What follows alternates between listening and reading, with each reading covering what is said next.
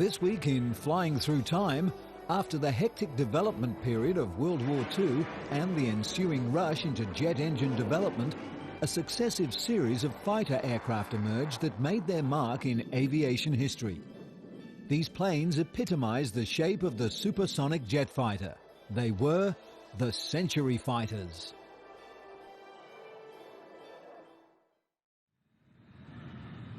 After the close of the Second World War, there was a period of great expansion in jet engine development. The release of German design data spurred on the second generation of jet fighter aircraft. In particular, the concepts in swept wing designs.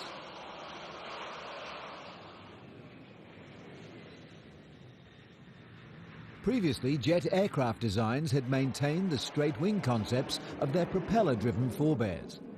These had also brought with them the speed and maneuverability limitations associated with wings designed for slower existing speeds. World affairs at the time were also turning frosty between the Soviet and American governments. The worsening dialogue between the nations saw the world marching towards the Cold War period.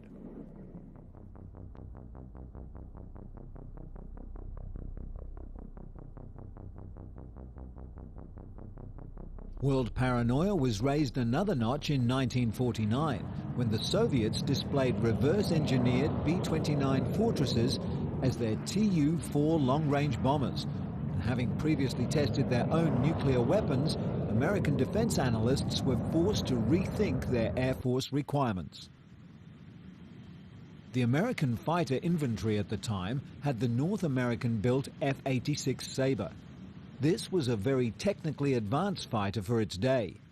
The 35-degree swept wing, exceptional view and hydraulic control surfaces made this a favorite of many fighter pilots. To counter the threat of the Soviet long-range bombers, the F-86s were designed as interception fighters and armed with a cluster of 6 half-inch machine guns in the nose of the plane and a rack of unguided rockets mounted under the fuselage.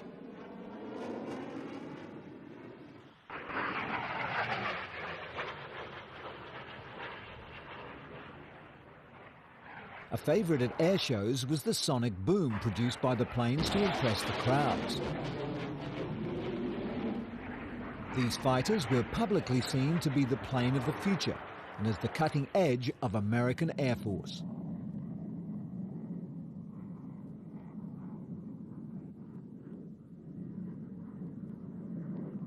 The middle of 1950 saw a new battleground in the skies above Korea. Originally, the Sabres were to be used as bomber escorts for the B-29s, destroying the North Korean infrastructure. On the 1st of November, though, Russian MiG-15 stunned the American pilots with their performance. These aircraft were much further advanced than the American concepts of Russian jet development. The B-29s, even with their defensive armament, were no match for the outstanding MiGs. The Sabres were then sent to defend the bombers, and so began the fighter versus fighter combat that would become the MiG and Sabre discussion that still rages today. One of the primary advantages of the MiG over the Sabre was its 50,000-foot service ceiling, 10,000 feet above that of the F-86s. There was nothing that the Sabre pilots could do unless the MiGs decided to come down and do battle.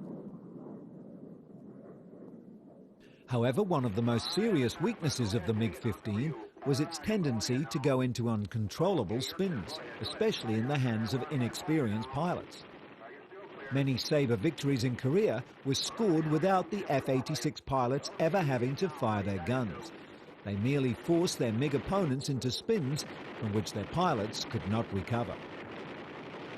By the end of the conflict, the facts that had proven most decisive were that, as the US Air Force had no clear air superiority at that time, it was US pilots and crews, who were all highly trained and experienced airmen, that made the difference. Whereas, with the exception of some Russian World War II veterans, the MiG pilots were often sent into combat with only limited training and flying experience.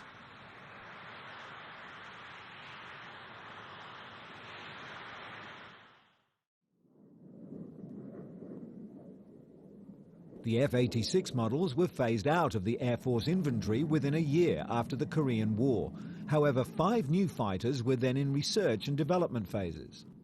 They were popularly called the Century Series due to their 100-plus designations.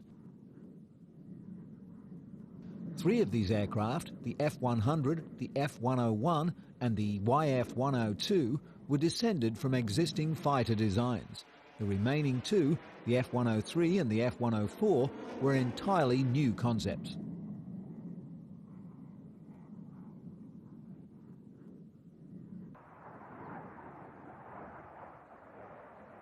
The Air Force considered the F-100 Sabre, later called the Super Sabre, to be an improvement of the latest F-86 design and ordered it for immediate production.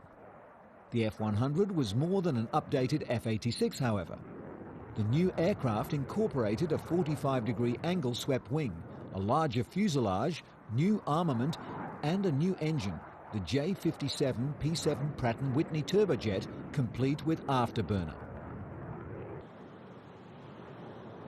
North American Aviation completed much of the design on its own. The Air Force ordered production models of the aircraft in 1952, skipping the usual prototype testing phase. The first flight of the YF-100A took place on 25th of May 1953, with no major deficiencies noted.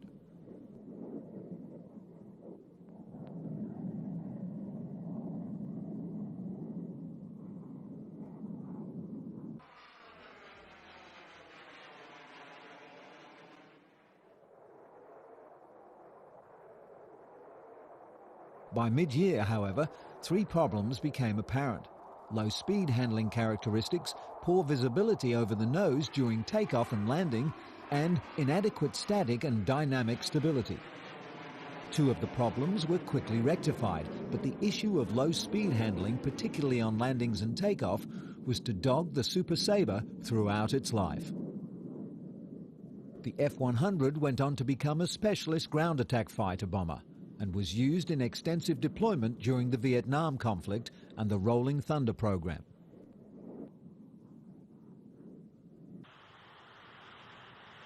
The F-101 Voodoo from McDonnell was a swept-wing twin-engine jet fighter. Like the F-100, the F-101 also used the J-57 engines, 4 20mm T-160 cannon, and built-in air refueling equipment. The new aircraft, planned to replace the F-84, made its first flight in the fall of 1954 and entered service in 1957. In addition to its role as bomber escort, the aircraft had strategic striking and air-to-air combat capabilities. The Air Force also adapted the aircraft for reconnaissance missions.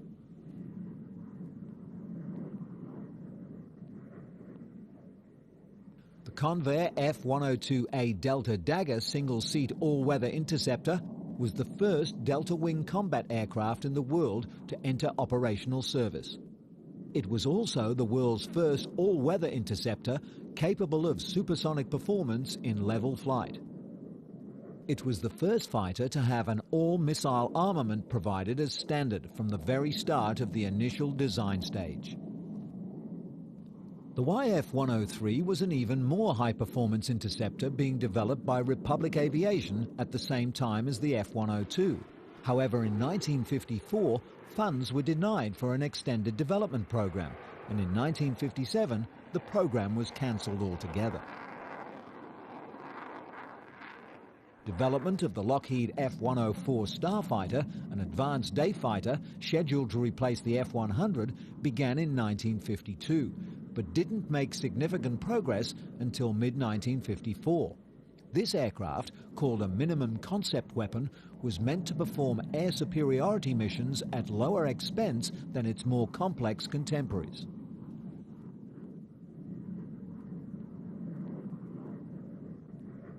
The F-104 had a thin, straight wing attached to a long, slender fuselage and was able to reach a top speed of Mach 1.83. Although the aircraft made its first flight in 1956, it didn't enter operational service until 2 years later. Later designs went to the outstanding F-105 Thunderchief, F-106 Delta Dart, a further development of Convair's Delta Dagger, and then on to the F-107 from North American.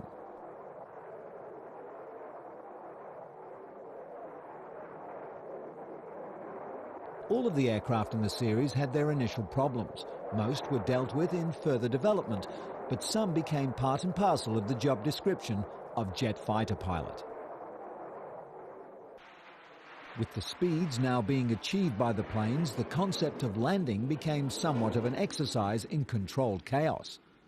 One F-100 fighter pilot with over 2,000 hours experience in the type described landing his Hun as nothing more than a controlled crash. The landing difficulties, which were experienced by the pilots, also extended to having a very long roll session if the deceleration chute failed on the tarmac.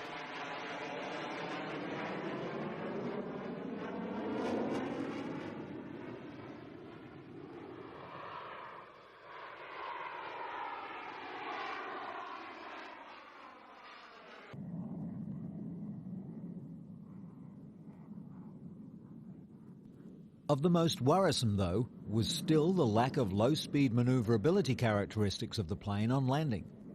Here, the pilot has seen he's undershooting his landing point and attempts to pull his plane up. In opening the throttle too quickly, he's induced compressor stall and the plane has sunk below a controllable speed. The resulting overcorrections have only compounded the problem, and the final result was catastrophic. At times, this problem became common enough for it to be given the term Saber Dance. Though this became the bane of many of the Century fighters, it was not in particular a design flaw as such. It was only that the airframes were designed with one purpose, and that was to go fast. The design requirements for supersonic speeds are not at all forgiving at slow speeds. As a result, no landing was ever to be taken for granted in a Century fighter.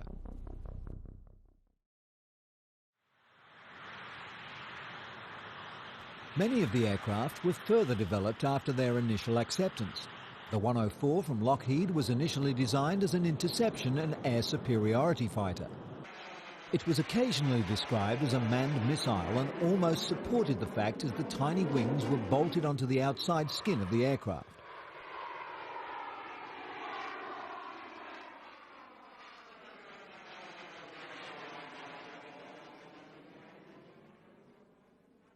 The Starfighter was also one of the very unforgiving styles of Century fighter.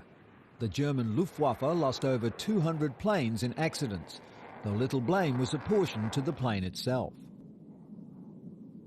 For a significant period, the 104 itself was widely regarded as the hottest plane in the air.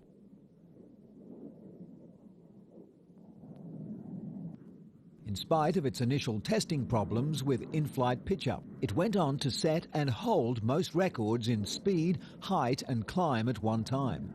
Even when the F-4 Phantom II broke the Starfighter's records, the 104 reset them outside the F-4's abilities. Further developments of the airframe were later required to meet customer demands. The in-flight refueling concept, taken for granted today, had to be invented for the Century series.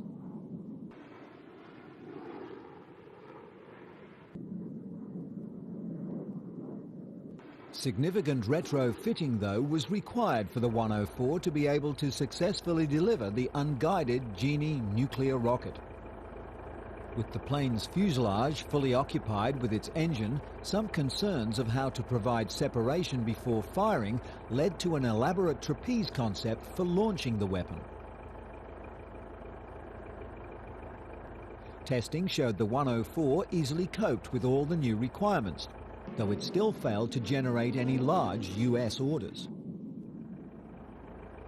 The Genie missile was powered by a Thiokol Tu-389 rocket motor and was unguided, relying on its 1.5 kiloton nuclear warhead to ensure a kill.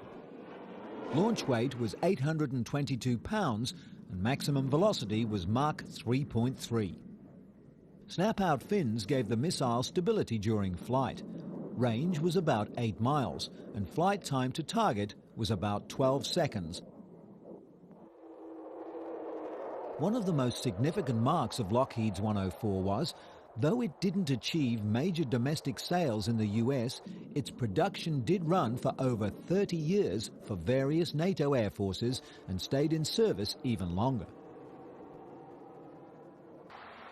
On June 11, 1954, the US Air Force authorized to contract North American's next fighter project, the F-100B fighter bomber. On July 8, the Air Force notified North American that the designation for the project had been officially changed to F-107A. Since this aircraft was so vastly different from the original F-100A, it deserved a completely new fighter designation.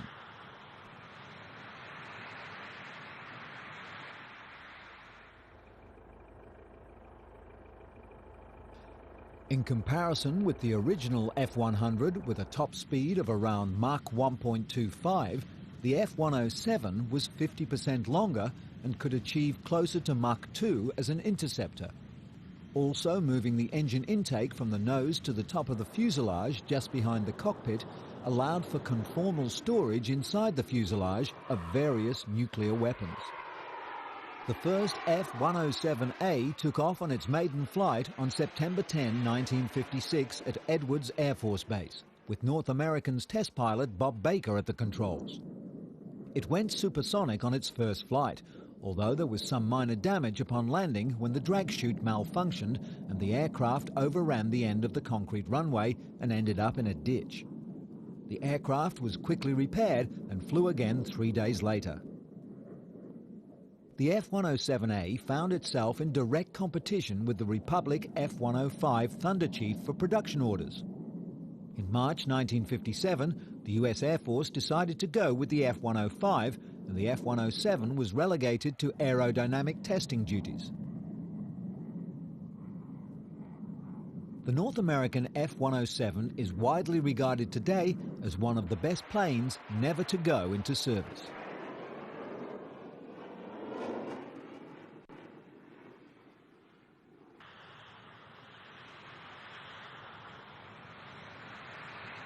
The F-105 Thunderchief was the first supersonic tactical fighter bomber that was developed from scratch for this role. All others before it were adaptations of aircraft that had originally been developed as pure fighters.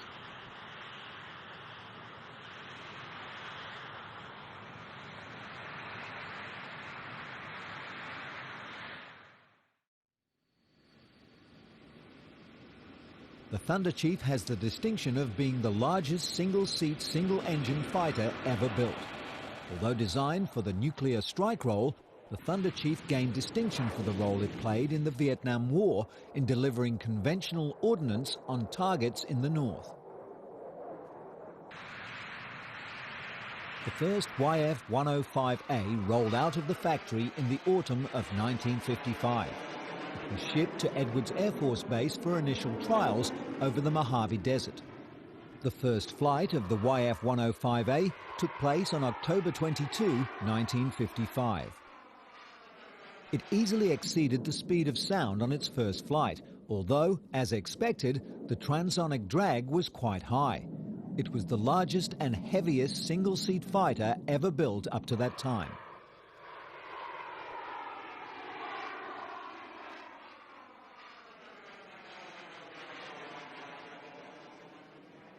On January 30, 1957, the YF-105B, equipped with the new Pratt & Whitney J75 turbojet engine, took off on its first flight. The maximum speed reached during tests was Mach 2.15, which was remarkable considering the weight of the plane.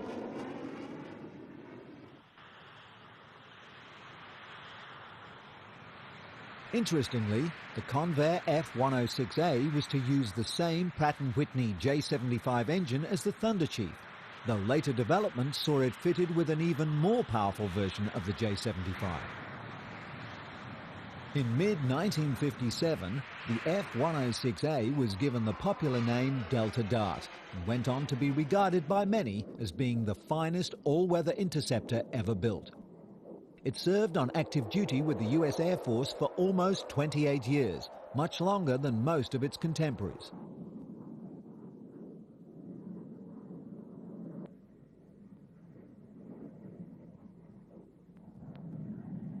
Despite the Thunderchief's large size and weight, in May of 1963, the F-105B was selected to replace the F-100C Super Sabers of the Thunderbirds flight demonstration team. The Thunderbirds team flew a few demonstrations with their F-105Bs, but a serious accident occurred in May. The modifications directed as a result of this accident prevented the use of the F-105Bs in any more public airshows. Because of its heavy schedule, the Thunderbirds team was hastily re-equipped with 8 F-100D Super Sabers.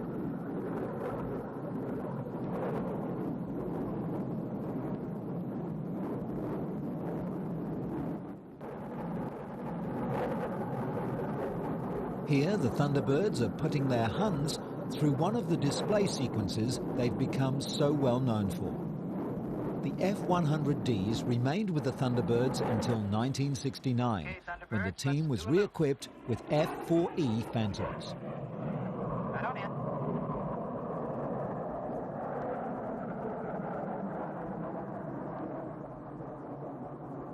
Topping the loop now, ease it off. Let it float a little. All right, back in with the pull.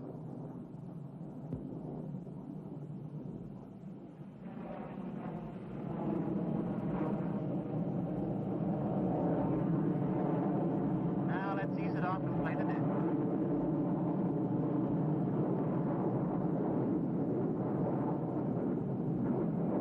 Smoke off, now.